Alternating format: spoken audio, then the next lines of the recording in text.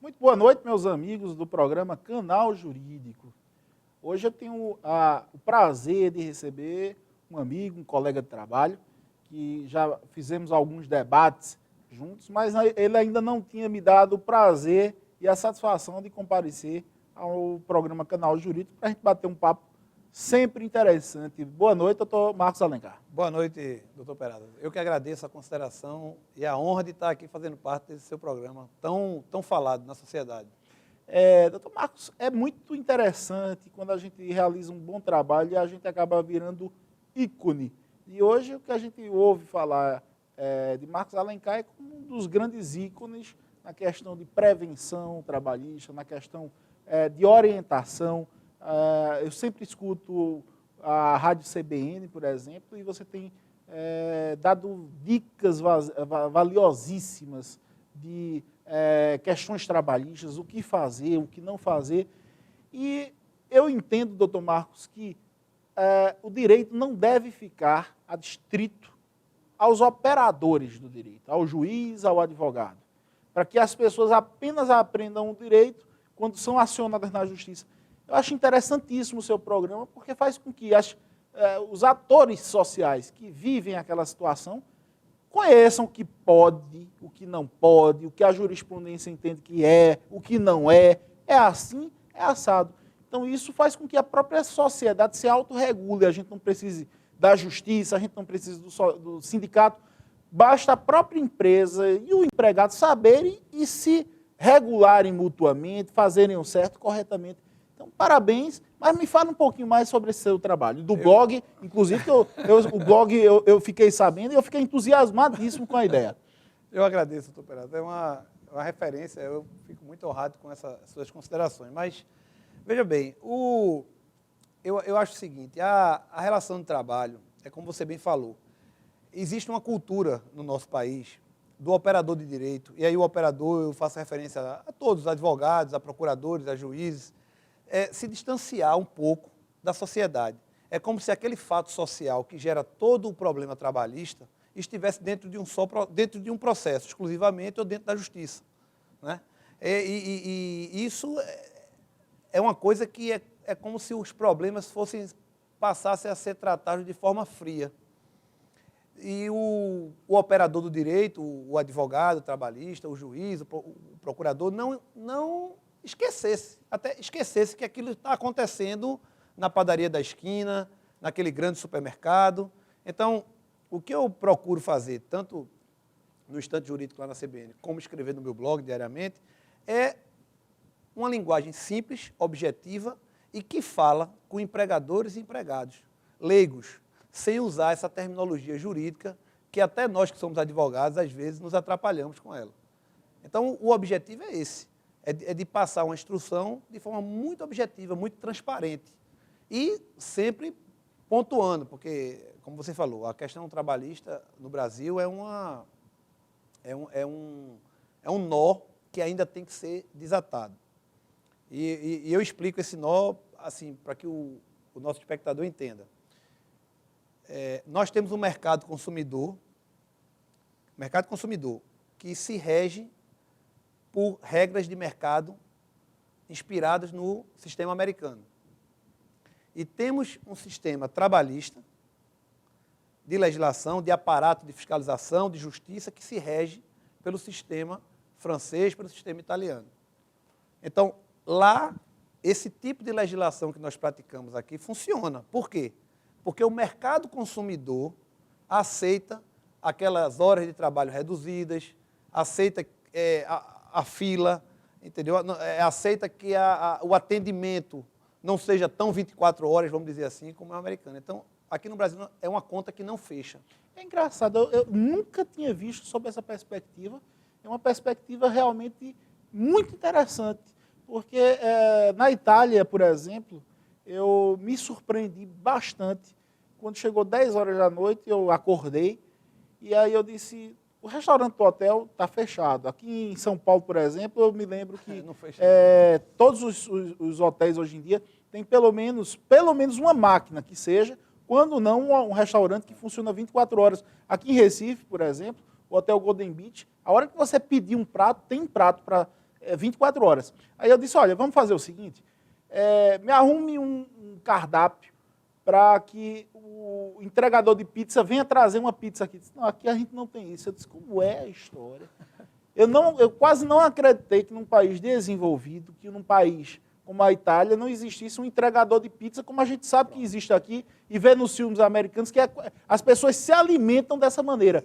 E depois, aí eu comecei a olhar que chegou às 6 horas, fecha, mas fecha mesmo. Parece que às 7 horas da noite a rua é um cemitério. E eu disse, peraí, o que é isso? E agora que eu estou começando a compreender veja só, então, o que você está falando. Isso é o quê? O mercado de consumo acompanhando o mercado trabalhista. De trabalho, porque não existe, é o que eu digo, não existe, eu digo não, né, essa frase é célebre, não existe almoço grátis. Então, se você tem uma pizza 24 horas, como é o mercado americano, que se não for entregue em 5 minutos na sua casa e super quente, você não paga a pizza.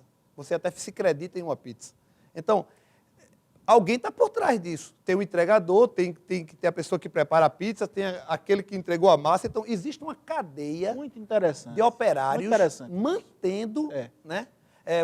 Como você mencionou, eu tenho a oportunidade de ser, assim, eu assessoro o governo francês aqui no Norte e Nordeste.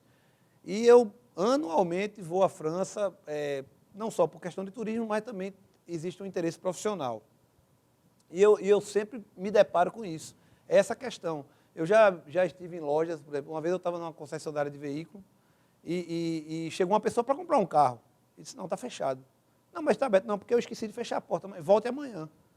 E o consumidor não achou nada assim de estranho. Disse, não, tudo bem. Amanhã então eu venho. Você tem esse tipo de carro? Olha, eu não posso lhe informar porque meu computador já está desligado. Por favor, o senhor volte amanhã. Ah, tudo bem, muito obrigado. E foi embora. Quer dizer, imagine essa situação, esse exemplo que eu estou dando aqui no Brasil. O consumidor ia dizer que aquela concessionária não prestava, que não atendeu ele bem, né, e que não está interessado em vender automóveis. Se fosse o dono, abria de novo para ele, não é verdade? Outra coisa também que nós temos no mercado, no velho mundo, vamos dizer assim, é o respeito aos compromissos familiares. Aqui, se um funcionário diz, eu tenho que pegar minha filha no colégio, na escola, eu tenho que levar meu filho para o médico, ou, olha, na sexta-feira vai ter o casamento da minha irmã, e vai ser de tarde, às 5 horas da tarde, numa cidade aqui próxima, eu tenho que sair. Isso é uma tragédia no mundo corporativo, tanto americano quanto brasileiro. Por quê? Não. Primeiro você tem que ser profissional, depois você vai ser pai, irmão e o que seja. Mas no velho mundo nós não temos isso. Então, qual é a conclusão que eu chego? Como o governo brasileiro, né, as centrais sindicais, que estamos agora aí com as centrais sindicais, até que enfim legalizadas, né?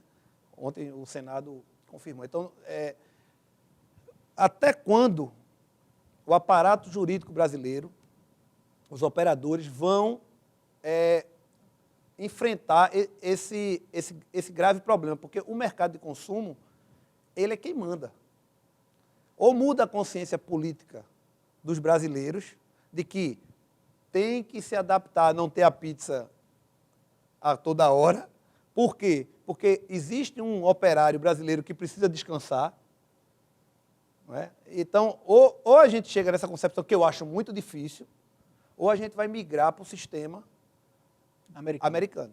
Não, até hoje eu não entendia como é que funcionava nos Estados Unidos. Não, por hora, lá é o pagamento por hora. Quanto mais você trabalha, mais você ganha. E é uma legislação completamente diferente da nossa, mas que até certo ponto não inviabiliza os empregos. Porque aqui, doutor Marcos, o que eu sinto muito do empresário brasileiro é o seguinte, é um medo de contratar. Porque é tanta legislação protetiva aos direitos do trabalhador que muitas vezes inviabiliza a contratação. Você quer contratar, mas ou fica caro demais, ou fica perigoso demais, ou fica... há um desestímulo. Então a gente está seguindo o modelo italiano, digamos assim, na hora de contratar um empregado, mas a gente quer o modelo americano na hora de de consumir e essa conta não está fechando, logicamente. Né? Veja só, essa questão do contratar, o medo de contratar, eu falo sempre, eu uso uma terminologia que eu digo, o empregador em potencial, o que é o empregador em potencial? Que eu considero, é aquele que tem um tipo de negócio que ele pode usar tanto a mão de obra de um ser humano, como usar aquela produção dele através de uma máquina. Né? Isso aí entra também numa questão chamada desemprego tecnológico, que a gente evoluindo pode falar. Então, o que é que eu vou fazer para estimular esse empregador a contratar pessoas ao invés de comprar máquinas? Isso se chama, eu digo, é uma sedução trabalhista. O que é a sedução trabalhista?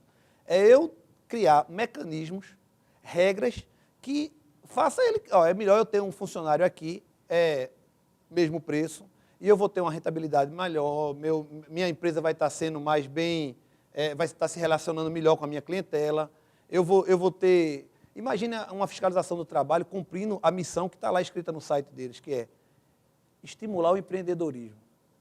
E eu não vejo isso. Eu vejo o fiscal comparecer na sua empresa para lhe multar. Não, inclusive é uma grande queixa dos empresários que nunca chegou um agente do governo para dizer, para lhe dar um suporte. Vamos fazer uma consultoria, vamos lhe dar uma orientação tem um de Sebrae, como melhorar. Tem um Sebrae, mas é de uma forma... É para estatal. É uma forma de empreendedorismo pelo empreendedorismo, não é visando essa questão do crescimento de... Não, e outra coisa, se você não for procurar o Sebrae também não lhe procura. Não vai lhe procurar, verdade. Então, nunca...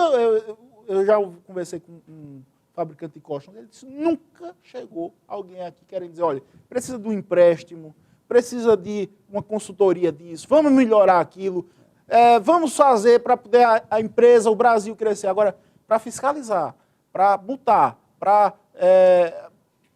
E para lhe transtornar, chega muita gente. Chega muita né? gente. E outra coisa que tem que ser vista é o seguinte, por que que existe esse medo?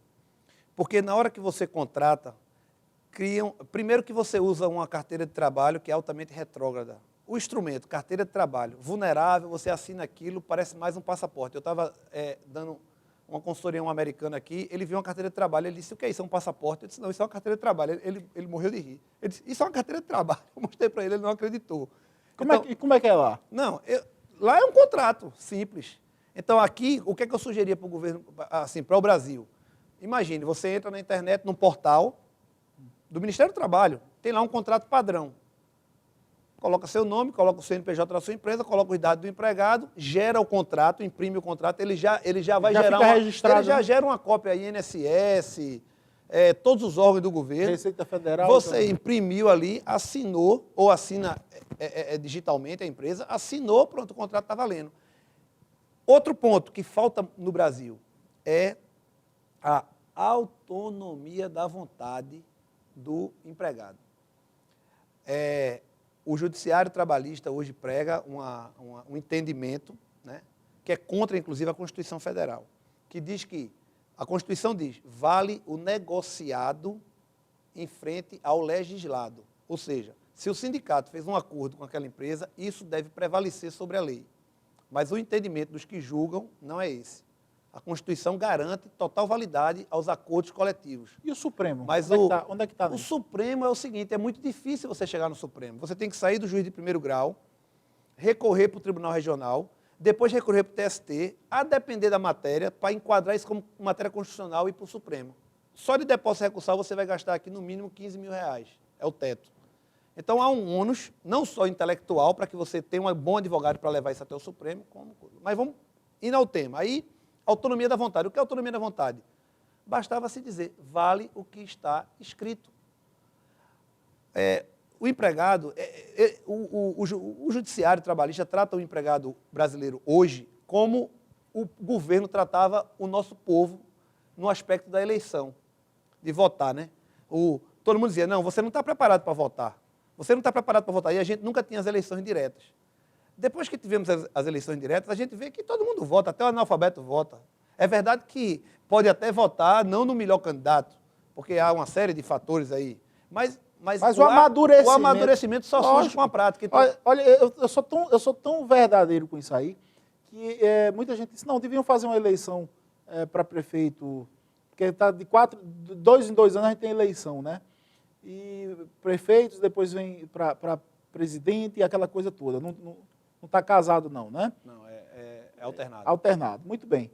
Sabe qual é a minha impressão? E eu tenho quase certeza disso aí. A gente chega no interior, a gente vê as pessoas dizendo, rapaz, aquele cara quis comprar meu voto e eu vendi por R$50, mas não votei nele. Isso a gente ouve. Então a gente tá notando a consciência política está surgindo. O amadurecimento. E outra coisa, quando o cara é ruim, pode dar o dinheiro do mundo que for, o pessoal está recebendo o dinheiro, mas está voltando no outro. E sabe o que é que eu noto? Que isso antigamente não funcionava. Sabe o que é isso aí, Marcos? Chama-se amadurecimento político da nação. Do mesmo jeito que para haver amadurecimento trabalhista, tem que haver a liberalização, né? Agora, a gente não pode tratar eles como eternos tutelados, né? Trata como um incapaz. Isso. Então, o trabalhador brasileiro hoje é tratado pelo judiciário trabalhista como um incapaz. Eu não me refiro ao judiciário do nosso estado, não, me refiro ao do Brasil todo. Eu acompanho decisões de todos os tribunais semanalmente e eu vejo isso. Então, a autonomia da vontade vale o que está escrito. Óbvio que só se houver uma prova muito robusta de que aquilo ali foi viciado, foi adulterado, mas não, assinou, aceitou, isso tem que valer. O contrato tem que valer. Então, o medo de contratar parte daí. Você, na hora que tem muitos empregados, o que é que você ganha com isso? Você ganha mais fiscalização, mais ônus, a oneração da sua folha de pagamento é a mesma. Qual é o benefício de você ter 500 empregados e eu ter 100? Qual é o benefício que você tem por você empregar mais no Brasil hoje? Absolutamente nenhum. Não existe nenhum estímulo para se ter quantidade de empregados. Aí o que é que você se depara? Vou lhe dar um exemplo que qualquer pessoa, nosso telespectador, pode ver agora. Você liga para São Paulo, informações. Você liga lá no 102 de São Paulo. Vai atender uma central eletrônica, uma voz de um computador, você vai perguntar, você quer um telefone urbano, comercial ou residencial? Você fala residencial. Ele entende. Aí ele vai perguntar, um qual computador, é o bairro, né? Qual é o bairro? Qual é o endereço? Isso. E ele vai te dar o telefone. Sabe, imagine quantos telemarketing, um call center desse existia em São Paulo, atendendo 102. Então a telefônica chegou lá, comprou uma super central telefônica, um programa totalmente eletrônico, um software de reconhecimento de voz. Fantástico. Isso. Colocou e quantos... Imagina, olha, um call center desse deve ser na faixa de 4 mil, 5 mil pessoas de empregos diretos que deixaram de existir. Aí o telespectador pode dizer, mas, Marco, nós estamos com o nível de emprego crescendo no país. Nós estamos com o nível de emprego crescendo no país porque a economia está crescendo e a fiscalização está aumentando. Então, a formalização dos clandestinos, né? Quem estava sem carteira assinada passou a ter carteira assinada, a fiscalização as cooperativas se acabaram e as empresas estão, graças a Deus, crescendo. A economia brasileira está crescendo, isso é um fato. Agora, mas poderia crescer muito mais. Marcos, eu vou ter que chamar o comercial. Em um minutinho a gente volta.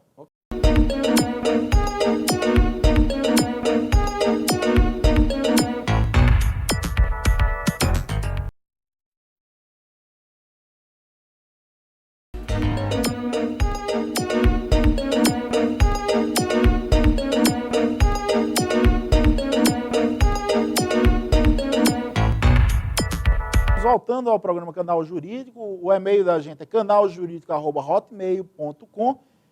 Repetindo, canaljuridico@hotmail.com. Quem quiser fazer algum comentário, alguma sugestão ao nosso programa, por favor, nos escreva, vai ser um prazer. Você pode ficar à vontade. Então, Marcos, a gente estava falando dessa questão do medo, isso é o desemprego tecnológico, né? Esse exemplo que eu dei. Então, quer dizer, esse risco, né, eu digo, é o inimigo oculto da humanidade, dos operários do mundo todo. É o desemprego tecnológico. Ele é um inimigo oculto que pouca gente enxerga ele. Às vezes você tem... vou lhe dar outro exemplo, a área de segurança. Antigamente você tinha que ter um vigilante e você hoje coloca uma câmera. Você vai na cidade de Londres, por exemplo, tem câmeras espalhadas por todo canto que reconhece o seu retrato falado, a câmera consegue lhe identificar no meio de uma multidão. Então, quer dizer, nós estamos chegando a um desenvolvimento tecnológico tal que pode ser que em breve, né, nos Estados Unidos já usam um aspirador robotizado, que é um disco. Está aí na internet, para quem quiser ver, custa $150, o mais avançado. Então ele monitora toda a sua casa e ele faz toda a aspiração de tapete, respeitando aquele lugares mais difíceis de limpar e faz toda uma aspiração. Então, quer dizer, será que os postos de trabalho não passam a ficar ameaçados no momento em que esse medo de contratar permite o valer a pena, o financiar esse desenvolvimento? Essa é a grande indagação.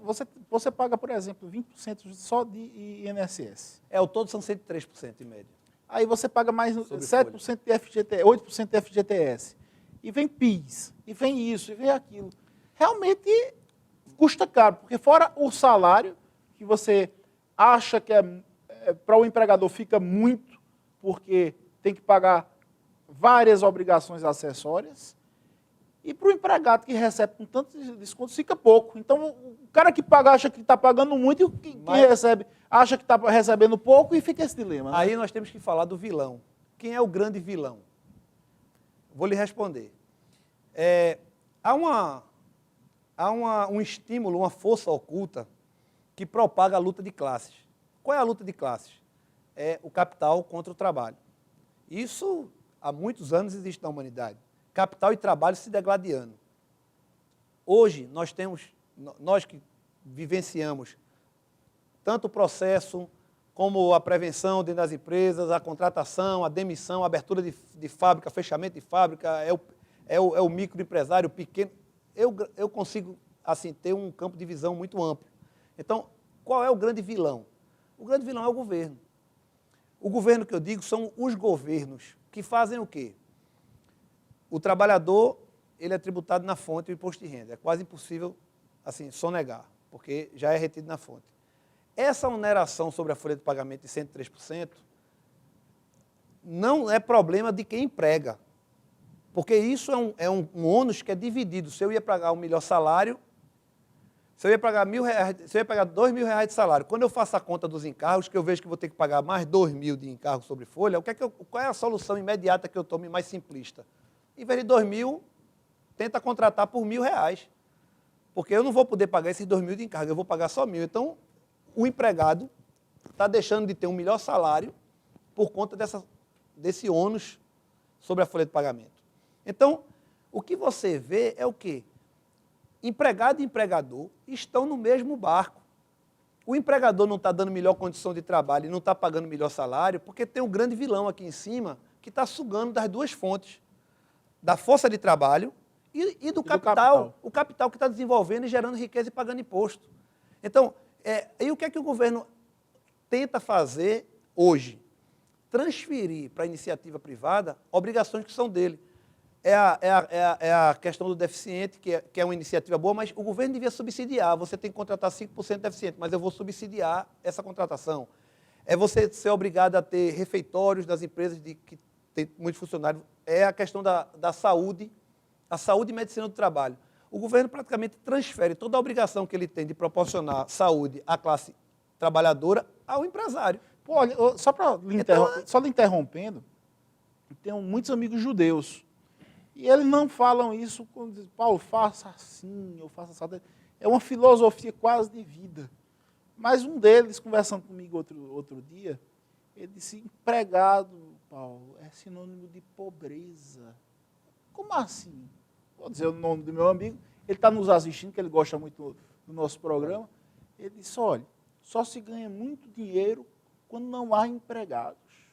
Aluguéis, factoring, juros, mercado financeiro. Então, quando você vê o governo dizendo, não, vamos fazer coisas para empregabilidade, vamos conseguir empregar, aquela voz mansa dos judeus, tudo isso é ruim para ganhar. Então, você veja como está se aproximando cada vez mais do que você está dizendo. E essa transferência é o desestímulo à empregabilidade. Você ter empregado hoje em dia significa pode significar uma ação trabalhista, FGTS caro demais, folha cara demais por causa da contribuição do INSS. As horas extras são altíssimas. Altíssimas. É uma legislação que agride o bolso de quem paga e não remunera bem ao bolso de quem ganha. Então, realmente desestimula. Por isso que tanta gente não quer empregados e quer botar o dinheiro no mercado financeiro. Tem um exemplo que dizem, né? O salário que eu lhe pago é pouco para quem recebe e muito para quem paga. É exatamente o reflexo dessa tributação. Então, qual é a solução para isso? Porque vamos para a solução. A solução é que o capital e o trabalho se unam. Se una para cobrar do governo mais racionalidade e mais compromisso e mais responsabilidade nas obrigações que a Constituição transfere para ele. O Vale Transporte, todo mundo diz, é uma coisa boa. Depende. Se o transporte fosse fornecido de forma compensatória, você vai dar o Vale Transporte para a gente ter até uma questão de controle, mas eu vou dar uma contrapartida para quem está concedendo o Vale Transporte. Transporte é obrigação do governo, da nação, de dar transporte subsidiado. No mundo todo é assim, a gente não precisa inventar nada aqui. A questão da saúde, os exames periódicos são caríssimos, os exames admissionais, exames demissionais, tudo isso era para ser feito de graça em posto de saúde. Você, como empregador, tinha que apenas fazer o controle. Mas não, você tem que ter um médico do trabalho, a depender da empresa, você tem que ter um técnico de segurança. Então, quer dizer, tudo isso é transferência de responsabilidade que o governo está jogando em cima de quem emprega. E a classe trabalhadora, as centrais sindicais, os sindicatos, acreditam, às vezes, que isso é o empregador que está pagando. Não, porque é dinheiro que deixa de circular nessa relação capital-trabalho e deixa de ser transferido. Por que é que o autônomo ganha tão bem? Por que é que você, na hora que contrata um autônomo, um profissional liberal, né? É difícil, você diz, ele é bem remunerado porque ele é um profissional liberal. Por quê? Porque não existe essa amarração, esse compromisso. Agora, é verdade que nós temos que garantir direitos mínimos. Quais seriam eles, assim, os básicos? Eu tenho um entendimento que eu acho que tem que ser a nível salarial. Você, por exemplo, a CLT, todo mundo fala que a CLT é desatualizada, que a CLT é isso e aquilo outro. Eu não vejo bem dessa forma. E daqui a pouco eu explico. O que eu acho que tem que ser é o seguinte, vou dar um exemplo, eu não estou calcado em nenhum estudo aqui, mas até 3 salários mínimos tem que trabalhar com essa proteção básica aqui. Agora, é inconcebível que eu tenha um diretor, um superintendente de uma empresa ganhando 10, 15, 20, 25 mil reais, ou um vendedor que bate metas e chega a isso, sendo tratado com uma legislação que não permite nenhuma autonomia, nenhuma flexibilidade contratual, da mesma forma que uma pessoa que está numa região inóspita do país, que só tem, por exemplo, vamos para a área canavieira, ou então você está num lugar que só tem aquela indústria lá e aquela pessoa só pode trabalhar ali. Tá? É no Amazonas, é no Maranhão, é no Piauí. Esse sim tinha que ser tutelado, mas é uma tutela justificável, porque é uma pessoa que realmente ele é o hipossuficiente. Agora, você nos grandes centros urbanos, como o que nós vivemos aqui, como São Paulo, Belo Horizonte, Rio de Janeiro, com profissionais ganhando bem, aí começa o quê? Essas válvulas de escape. É o PJ, é o cooperado, é o salário por fora, mas eu acho, é o clandestino. Eu acho, doutor Marcos, que isso aí é reflexo puro dessa impossibilidade de se continuar da maneira que está. As pessoas, a gente lembra bem da questão do transporte coletivo aqui no Recife. Infelizmente, o mercado que existia não estava suprindo as necessidades. É o que se inventou. O mercado, ele responde a certos anseios. Então, na hora que você vê que existe um anseio da população, de um grupo, etc., vem alguém e responde o mercado, com boas ideias, às vezes, para tentar solucionar aquilo. Então, tinha um problema dos ônibus, veio a Kombi. E era ruim para uns, mas eu vejo muita gente com saudade. Rapaz, a Kombi eu pegava, não precisava de ponto. Era mais rápido. No meu entendimento, eu, inclusive, andei algumas vezes de Kombi, até mesmo porque às vezes eu não queria sair de carro, eu moro ali perto da Boa Viagem, botava a mão, entrava, o cara ia rapidinho. O que eu achava que faltou ali foi o quê? Foi disciplinamento, foi organização, foi legalização, porque qualquer um carro sem preparo, pessoas sem preparo. Mas se tivesse uma organização, era uma alternativa boa, a não ser para quem tinha empresa de ônibus. Mas era uma resposta, foi uma resposta boa que a sociedade encontrou para a questão do transporte. Então, o que eu vejo é o seguinte, contratação de estagiários em massa. Tem empresas por aí que não funcionam mais com um empregado. Desde uma espécie de diretoria, o estagiário. Cooperativas fraudulentas, que a gente sabe que ninguém é cooperado ali, mas é uma forma de tentar escapar dessa tributação excessiva, etc. são prestadoras de serviço que a gente sabe que muitas vezes a pessoa não está fazendo uma atividade meio... E sem atividade fim. Ela foi criada até com exatamente. fim específico, de tapar um... Mas olha, eu só acho que isso é reflexo. Aí vem o Ministério Público, não pode, Mas veja bem... Mas eu acho que é escape, é a válvula de escape da sociedade. É o que eu digo. É igual... Pronto, eu gosto de trabalhar muito na prevenção trabalhista. Quando eu recebo o processo trabalhista, para mim, eu perdi uma parte da guerra. Porque ganhar a guerra é o processo não existir. Então, quando o Ministério Público atua, é porque o fato social, ele já... Aconteceu, hoje está acontecendo. Ele desagregou, entendeu? Então, eu acho que a gente tem que pensar no Brasil muito na questão preventiva. E eu vou lhe dizer, vamos voltar à questão da CLT, que dizem que é desatualizada. Qualquer código, se criar um código de trabalho, código de processo de trabalho, diante da dinâmica das relações trabalhistas, da mutação que é feito o mercado de consumo, ele vai ficar desatualizado em poucos anos. Qual é a solução? Vamos também lá olhar o modelo americano. É institucionalizar que o negociado vale mais do que o legislado. Por quê? Porque o negociado tem a chance de ser revisado anualmente. Você é o trabalhador de uma categoria profissional. Houve uma mudança naquele relacionamento daquela categoria com a categoria econômica, que são os empregadores. Então, tem a database. Tem como sentar ali, revisar aquele contrato coletivo e criar as cláusulas, que nada mais são que são artigos de lei. Então, você tem como acompanhar o fato social sendo fiscalizado, agora, pelas centrais sindicais e pelos sindicatos. E o governo pode até acompanhar isso. Agora, na hora que você cria uma lei trabalhista, em pouco tempo ela pode cair em desuso, ela pode se desatualizar. Por quê? Porque as relações de trabalho elas são mutantes. E tanto é que a Constituição de 88 foi muito sábia quando disse isso. É reconhecido a validade dos acordos coletivos. Engraçado, doutor Marcos, é que já vi alguns empregados fazendo isso.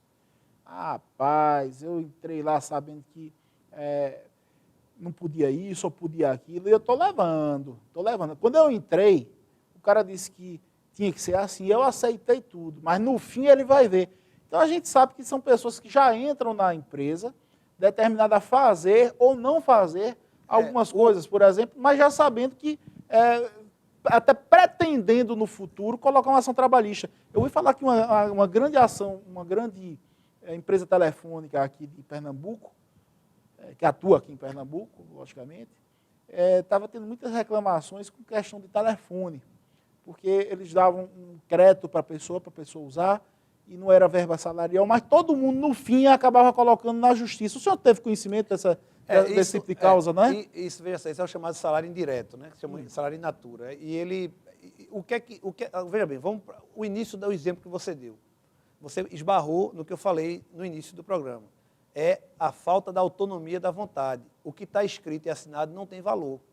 Então, eu assinei o contrato, mas eu vou discutir ele depois, vou dizer que essas cláusulas aqui elas não têm valor. Né? Lá no contrato está dizendo, você está ciente que vai receber um telefone com tanta minutagem e você só pode usar para o trabalho.